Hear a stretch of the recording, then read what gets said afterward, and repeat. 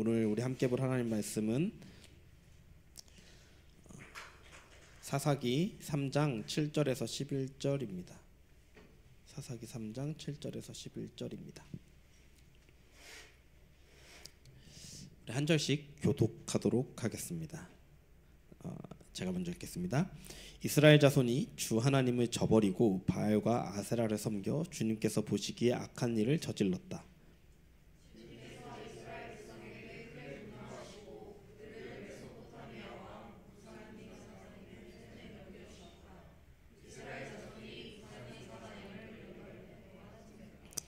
이스라엘 자손이 주님께 울부짖으니 주님께서 그들을 구하여 주시려고 이스라엘 자손 가운데서 한 구원자를 세우셨는데 그가 곧 갈렙의 아우 그나스의 아들인 온니엘이다.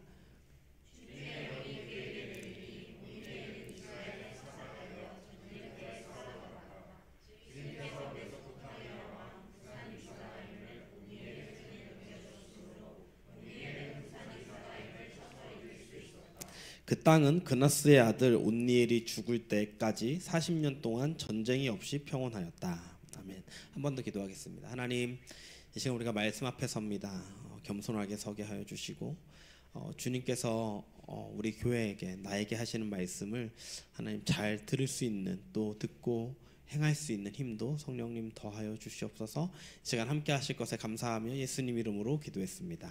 아멘. 오랜만에 왔는데 2주라는 시간이 긴 것 같은데도 짧은 것 같은데도 길었던 시간인 것 같습니다. 나와 있나요? 네, 이번 사사기 주제가 뭐죠? 우리에게 평화의 왕이 오셨습니다요. 사사기를 한마디로 정의하는 구절은, 아마도 표현하는 구절은 사사기 21장 25절일 것 같습니다. 이렇게 기록되어 있죠. 그때에는 이스라엘에 왕이 없었으므로 사람들은 저마다 자기의 뜻에 맞는 대로 하였다라고 말하고 있어요. 이스라엘에는 왕이 없었던 시절이 없습니다. 왜냐하면 하나님이 왕이시기 때문이에요. 그런데 그들은 여호수아가 죽은 후에 출애굽 2세대, 즉 하나님의 은혜로 요단강을 건너고 가나안 정복 전쟁을 경험했던, 그러니까 가나안에 처음 들어왔던 세대가 다 죽은 뒤에 우리 6월 1일 날 제가 말씀 전했던 그 후에는 하나님을 잊어버렸다라고 사사기 2장에 기록하고 있습니다. 지난 6월 첫 주 설교 내용이 혹시 기억나시나요? 그 제목이 이랬습니다. 왕을 몰라 왕이 바뀐 세대였어요.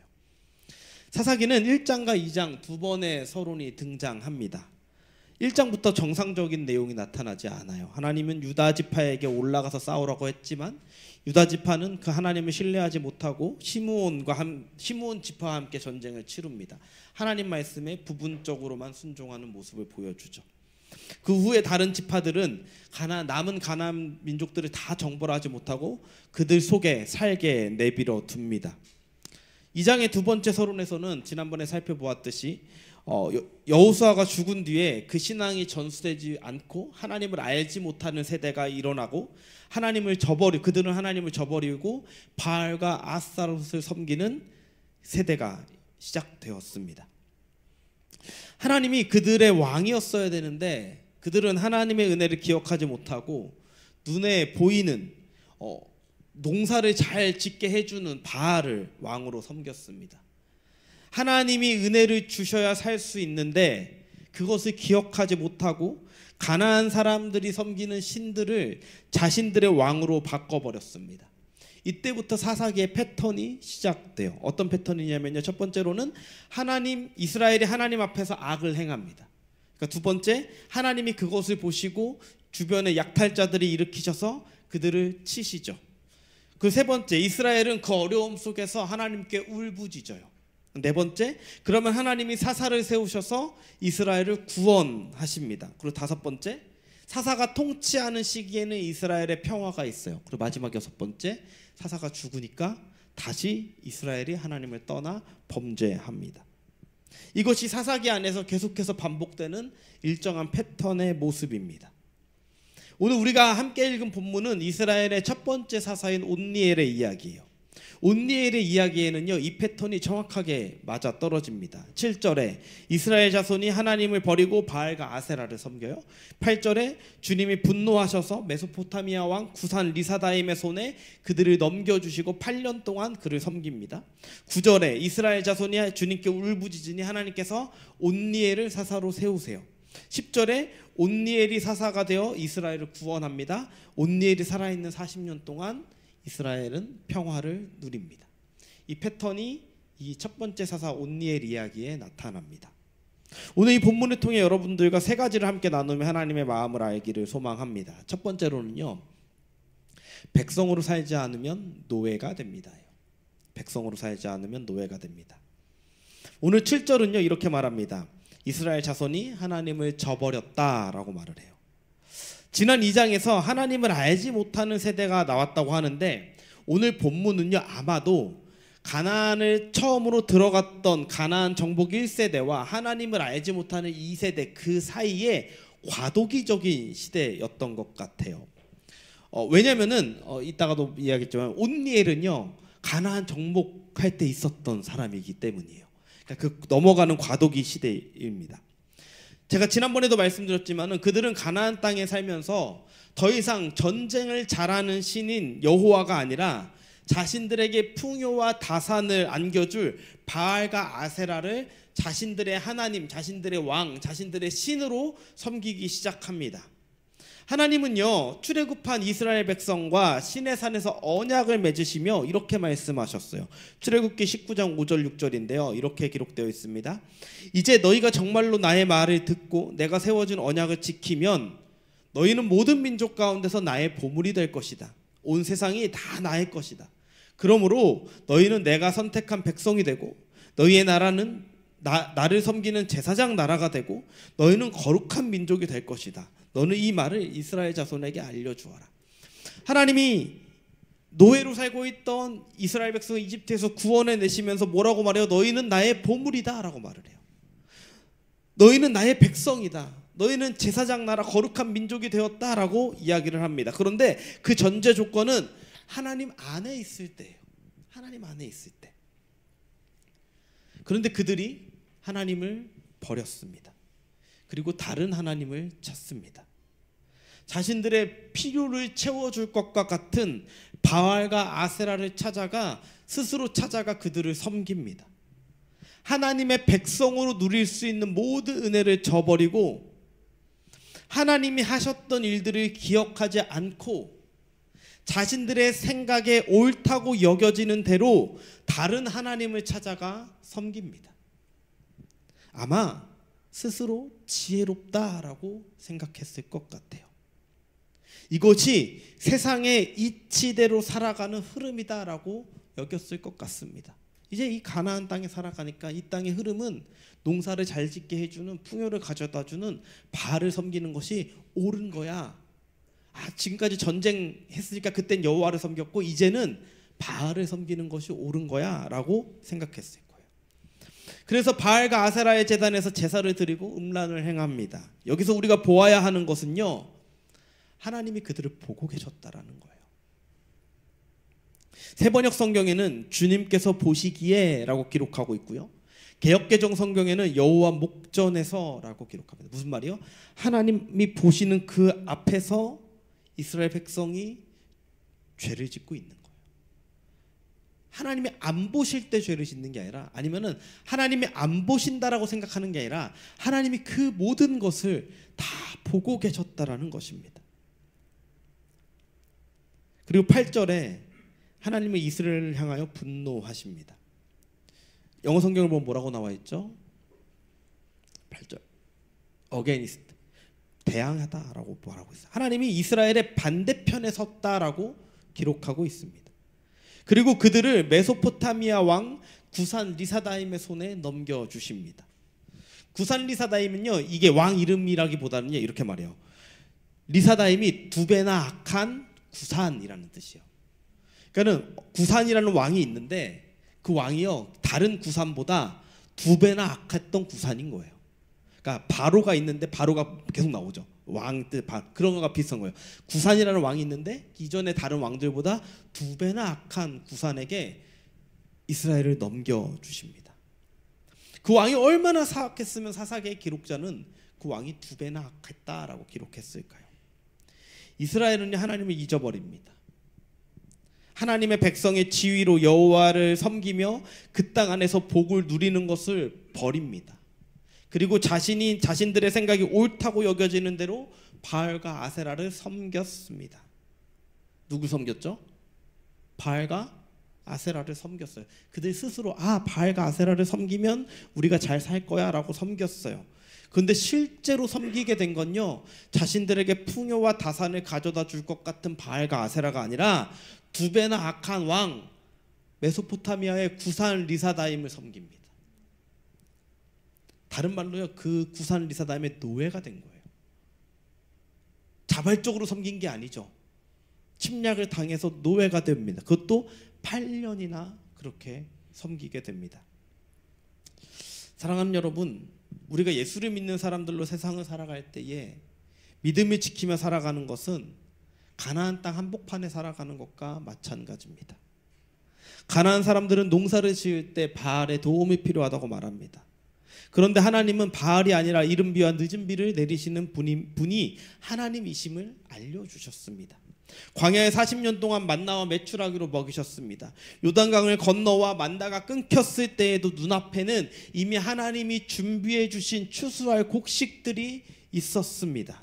그런데 하나님의 은혜를 기억하지 못하면 가나안의 풍습이 옳게 여겨집니다. 우리도 마찬가지예요. 세상 속에 살아가다 보면 하나님보다 다른 것이 옳아 보입니다.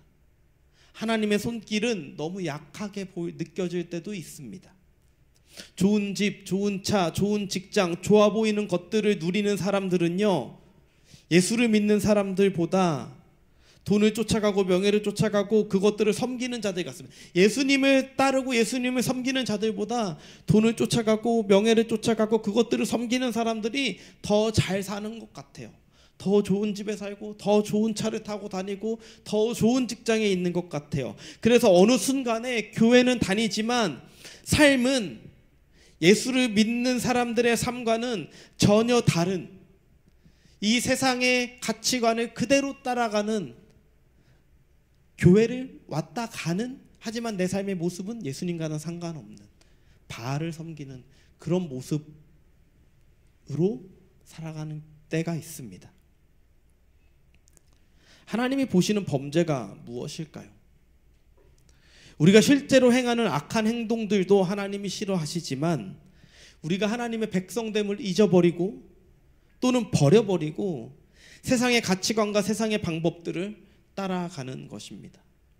저는 저를 비롯해서 이 땅을 살아가는 우리 교회 모든 지체들이 세상이 말하는 중요하다고 말하는 것들, 예를 들어 좋은 집을 구입하는 것, 좋은 커리어를 가지는 것, 호주에 살면서 영주권을 취득하는 것, 이 땅에서 내가 자녀를 낳고 키울 때 그 자녀들, 이러한 것들이 우리의 삶의 목표가 되지 않기를 바랍니다. 이러한 것들은요, 하나님이 하나님 백성에게 주는 좋은 선물이에요. 우리가 쫓아가서 얻어내야 되는 것, 그것들을 섬기고 그것들을 바라보는 것이 아니라 하나님이 하나님의 때에 우리에게 주시는 선물입니다. 좋은 것 주십니다. 하나님 우리에게 분명히 좋은 것 주세요. 근데 언제요? 우리에게 필요할 때, 우리가 그것을 받아 누릴 수 있을 때 하나님 그것 주십니다. 우리가 좋다고 생각하고 따라가고 추구하다 보면 우리는 어느샌가 나는 그것을 좋다라고 여겼지만 우리는 그것을 섬기는 게 아니라 그것의 노예가 되어버립니다. 다른 말로 사단의 노예가 되는 것입니다. 왜냐하면 하나님의 백성이 아니면 뭐예요? 사단의 종이기 때문이에요. 목사님 그거 너무 이분법적이지 않아요? 라고 말할 수 있지만은 하나님 나라는요 정확합니다. 하나님을 50% 섬기고 세상을 50% 섬길 수 없어요. 하나님을 50%밖에 섬기지 않는다면 죄송합니다. 하나님 섬기지 않는 거예요. 사단 따라가고 있는 거예요. 하나님은 전부를 섬기를 원하십니다. 돈이 좋아 쫓아가도, 내가 필요해서 그것을 쫓아가도 하나님이 아니면 결국 2배나 악한 왕의 노예가 되는 거예요. 이것이 첫 번째, 하나님의 백성이 아니면 노예가 되는 것입니다. 두 번째입니다. 하나님께서 이스라엘을 위해서 구원자를 보내십니다. 하나님께서 이스라엘을 구산 리사다임에 넘겨주신 이유가 무엇일까요? 이스라엘을 진멸하기 위해서일까요? 아까 인도하셨던 근성님도 시작에 말했는데 하나님 우리 그렇게 하지 않으셨다라는 거예요. 사사기 3장 4절에 보면요, 주님께서 이스라엘 자손을 시험하셔서 그들이 과연 주님께서 모세를 시켜 조상들에게 내리신 명령에 순종하는지 순종하지 않는지를 알아보시려고 이런 민족들을 남겨놓으신 것이다 라고 말하고 있어요. 가나안 백성들을, 가나안 민족들을 다 쫓아내지 못했어요. 근데 하나님이 거기서 허락하셨어요. 거기서 허락하신 이유가 뭐예요? 하나님 앞에 잘 사는지 잘 살지 못하는지 시험하시겠다라는 거예요. 그 말은 이스라엘 포기하지 않으시겠다라는 말과 똑같은 말입니다. 하나님께서 이스라엘을 하나님 말씀에 순종하지 않았음을 알게 하기 위해서 그들을 이방인의 손에 넘겨주십니다. 그렇다면 이스라엘이 해야 하는 것이 무엇일까요? 바로 회개예요. 하나님께 돌아오는 겁니다. 오늘 본문 9절에 보면요, 이스라엘 백성이 울부짖었다라고 말해요. 근데 안타까운 건요, 그리고 여기서 사사기의 전체 내용에서 이스라엘의 울부짖음은요, 회개의 내용을 수반하기보다는 고통 속에서 도움을 구하는 비명과 같은 거예요. 다른 말로 돌이킴은 없었어요. 그냥 힘들어서 울부짖었을 뿐이에요. 그럼에도 불구하고 하나님은 그 소리를 들으시고 이스라엘을 위하여 구원자를 보내십니다. 하나님의 이스라엘을 향한 마음이 바로 보여집니다. 그들이 제대로 회개한 것도 아니고 너무 고통스러워서 그 고통으로 인하여 울부짖었을 뿐인데 하나님 그 소리를 들으시고 구원자를 세우세요. 그가 바로 첫 번째 사사 온니엘입니다. 한 가지 특이한 것은요, 하나님이 온니엘을 세우실 때 그를 사사라고 명하지 않으시고 구원자라고 말합니다. 구원자는 히브리어로 모시야입니다. 모시야. 사사는요, 정치적 군사적 지위로 여겨져요. 그래서 재판관이라고 표현하죠. 재판을 하고 어떤 군사적으로 나가서 싸워서 이기는 것, 이 정도가 사사의 역할이라고 보여진다면 모시아는요, 구원자는 이스라엘의 영적 상태를 이끄는 사람이에요. 하나님께 돌이키지 않는 이스라엘을 하나님을 향해 돌이키게 만드는 자가 구원자 모시아입니다. 하나님께서 처음으로 세운 이스라엘의 구원자로서 사사는 온니엘입니다. 온니엘은 누구냐면요, 갈렙의 아우인 그나스의 아들입니다. 그리고 여호수아서에 보면요, 갈렙의 딸과 결혼한 갈렙의 조카이자 사위이기도 한 인물입니다. 지금 시대의 모습으로 이해하시면 돼. 그때는 이게 가능했어요. 온니엘의 이름의 뜻은 하나님은 나의 힘이라는 뜻이에요. 온니엘은요, 여호수아서에 보면요, 기랏 야벨을 점령하여 갈렙의 딸인 악사를 얻었습니다. 오늘 우리가 읽은 본문에서 그리고 여호수아서를 비롯한 성경 전체에서요, 온니엘의 목소리는 단 한 번도 등장하지 않나요? 온니엘이 무슨 말을 했다, 온니엘이 어떻게 했다, 온니엘의 목소리는 한 번도 등장하지 않습니다. 그러나 그는 언제나 하나님 편에서 하나님의 일을 감당했던 인물입니다. 그의 아버지 그나스는 갈렙의 동생입니다. 이것이 무엇을 의미할까요? 그는요, 온니엘의 아버지는요, 출애굽 1세대였다라는 말이에요. 그러면 가나안 땅에 들어갔을까요? 못 들어갔을까요? 못 들어갔어요. 그러면 온니엘의 삼촌 갈렙은요, 들어갔어요? 못 들어갔어요? 들어갔어요. 출애굽 1세대 중에 2명만 들어갔죠. 여호수아와 갈렙. 믿음으로 하나님의 구원을, 하나님의 일하심을 선포한 자들만 가나안 땅에 들어갔어요. 그리고 갈렙은요, 노년에 헤브론을 점령한, 믿음으로 선포하고 이 산지를 내게 주소서 함으로 헤브론을 점령한 전설과 같은 존재였습니다. 그러한 갈렙을 보며 그와 함께 하나님은 나의 힘이라고 외치며 살아온 사람이 바로 온니엘이에요. 이스라엘이 하나님을 버리기 시작하는 그때에 어떻게 보면 세대로 따지면 정복전쟁을 마지막으로 경험했을 온니엘을 하나님께서 이스라엘을 위하여 구원자로 세우십니다. 이제 세대가 바뀌어가서 하나님을 알지 못하는 세대가 일어나고 바알과 아스타롯, 아세라를 섬기는 세대 속에서 하나님은 나의 힘이라고 외치며 정복전쟁을 경험했던 온니엘을 하나님께서 첫 번째 사사 구원자로 세우십니다. 그리고 중요한 것은요, 하나님께서 온니엘을 세우시고 10절에 보면 주님의 영이 그에게 내립니다. 하나님의 영을 부어주세요. 우리는요, 온니엘만 봐도 위대하다고 생각해요. 어떻게 저렇게 살았지? 어떻게 그 시대에 그렇게 살 수 있었지라고 온니엘만 봐도 위대하다고 느껴지는데, 하나님은요, 사람의 어떠함이 아니에요. 하나님의 영을 부어주셔서 하나님의 어떠함으로 이스라엘을 구원하기 시작하십니다. 온니엘은 하나님의 영이 임하자 그 2배나 악한 왕, 다른 말로 하면요, 엄청 강했을 왕이기도 했을 거예요. 그 왕 구산 리사다임과 싸워 승리합니다. 그리고 온니엘이 살아있는 40년 동안 이스라엘은 평안을 누립니다.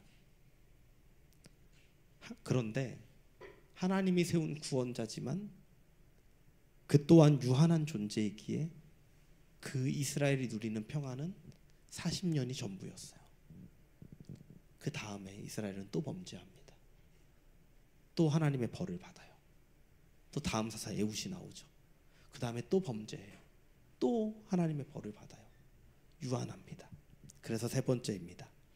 하나님이 우리를 위하여 구원자를 보내셨습니다. 구원자의 히브리어가 모시아라고 했습니다. 이 모시아의 어원은 야샤예요. 야샤의 뜻은 구원하다입니다. 여기서 시작된 이름이 여호수아, 호세아, 예슈아예요. 예슈아. 하나님께서 예수님이 태어났을 때 그 요셉에게 뭐라고요? 이름을 예수라라. 이는 그가 그들의 백성을 저들의 죄에서 구원할 자다라고 말하죠. 예슈아, 구원자라는 분이에요. 하나님께서는 수많은 사사들, 수많은 왕들이 있었지만 결국에는 하나뿐인 외아들을 우리에게 보내주십니다. 예수님께서 이 땅에 오셔서 처음으로 공생애를 시작하실 때 요단강에서 침례자 요한에게 침례를 받으십니다. 그때 무슨 일이 일어납니까? 삼위일체 하나님이 그 사역에 온전히 함께하는 장면을 보여줍니다. 마태복음 4장 16절 17절입니다. 예수께서 침례를 받으시고 곧 물에서 올라오셨다. 그때 하늘이 열렸다. 하나님의 영이 비둘기같이 내려와 자기 위에 오는 것을 보셨다. 그리고 하늘에서 소리가 나기를 이는 내가 사랑하는 아들이다. 내가 그를 좋아한다 하였다. 예수님께서 공생의 첫 번째 시작하십니다. 침례를 받으실 때 하늘이 열립니다. 성령이 예수님께 내리세요. 그리고 성부 하나님이 말씀하세요. 이는 내가 사랑하는 아들이다.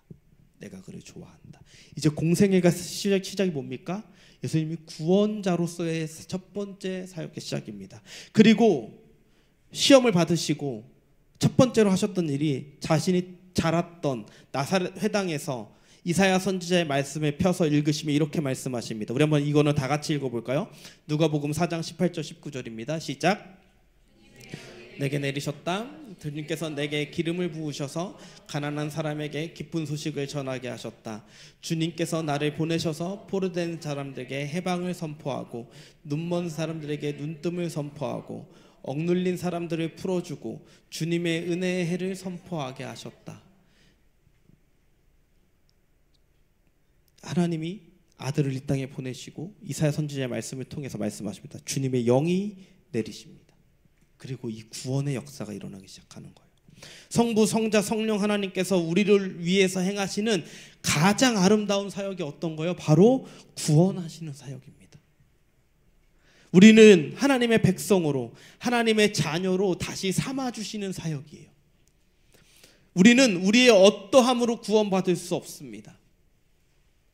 우리가 하나님을 먼저 찾을 수도 없습니다. 왜요? 우리는 죄로 인해서 하나님을 찾을 수조차 없는 존재예요. 하나님이 우리에게 먼저 찾아오셔야 우리는 하나님을 알 수 있습니다. 그래서 하나님의 먼저 찾아오신 은혜로 인하여 우리가 죄악 속에 있음을 알게 되고, 그때 우리가 할 수 있는 것은 내가 죄악 속에 있을 때에도 나는 할 수 있는 게 없어요. 우리가 스스로 우리를 구원할 수 없기 때문이에요. 그래서 우리는 뭐밖에 못해요? 울부짖는 것밖에 못해요. 울부짖는 거. 하나님, 내가 죄인입니다. 내가 할 수 있는 게 아무것도 없습니다. 그때 그 소리를 들으시고 하나님의 은혜가 우리를 덮은 거예요. 에베소서 2장 1절에서 9절에 이렇게 기록되어 있습니다. 여러분 잘 보세요.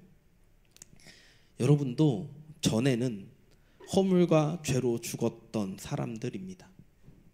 그때의 여러분은 허물과 죄 가운데서 이 세상의 풍조를 따라 살고 공중의 권세를 잡은 통치자, 곧 지금의 불순종의 자식들 가운데서 작용하는 영을 따라 살았습니다. 우리도 모두 전에는 그들 가운데서 육신의 정욕대로 살고 육신과 마음이 원하는 대로 행하였으며 나머지 사람들과 마찬가지로 날 때부터 진노의 자식이었습니다. 그러나 하나님은 자비가 넘치는 분이셔서 우리를 사랑하신 그 크신 사랑으로 말미암아 범죄로 죽은 우리를 그리스도와 함께 살려주셨습니다. 여러분은 은혜로 구원을 얻었습니다. 하나님께서 그리스도 예수 안에서 우리를 그분과 함께 살리시고 하늘에 함께 앉게 하셨습니다. 그것은 하나님께서 그리스도 예수 안에서 우리에게 자비로 베풀어 주신 그 은혜가 얼마나 풍성한지를 장차 올 모든 세대에게 드러내 보이시기 위함입니다. 여러분은 믿음을 통하여 은혜로 구원을 얻었습니다. 이것은 여러분에게서 난 것이 아니요 하나님의 선물입니다. 행위에서 난 것이 아닙니다. 그러므로 아무도 자랑할 수 없습니다. 아멘.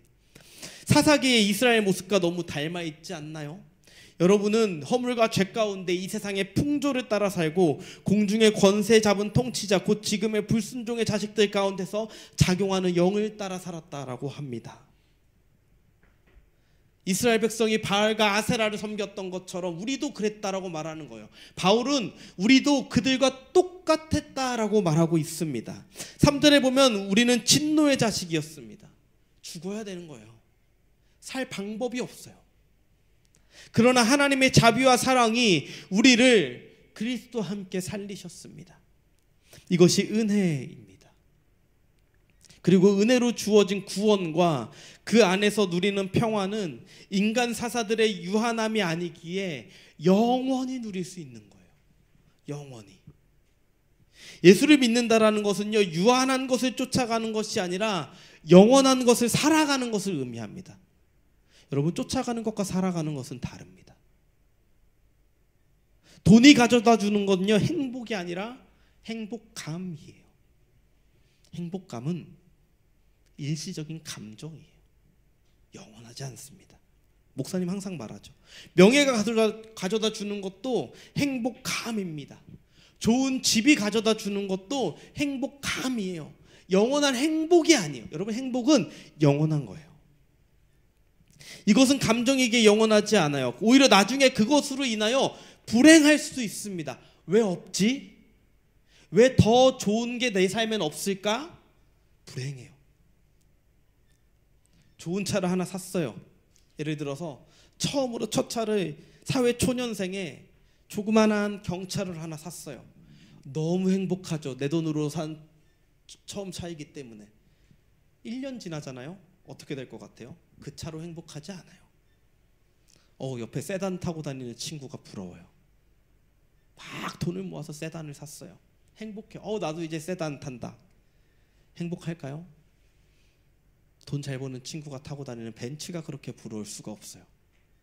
오히려 그것 때문에 불행해지는 거예요. 그러나 예수님으로부터 오는 행복과 기쁨은 영원한 겁니다. 새가족반 섬기시는 분들도 계시는데 새가족반 첫 번째 과 제목이 이래요. 영원히 행복하신 삼위의 하나님이에요. 행복은요, 오직 하나님에게만 있어요.